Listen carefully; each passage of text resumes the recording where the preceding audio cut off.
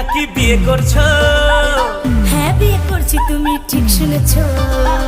শুনছি তুমি নাকি বিয়ে করছো। হ্যাঁ বিয়ে করছি, তুমি ঠিক শুনেছো। ছেলে নাকি বড্ড কালো, নামছে তার কালুয়া। কাজু বাদাম দিলে ভালো লাগে হালুয়া, আর সরকারি চাকরি থাকলে যতই হোক না কালুয়া। কাজু বাদাম দিলে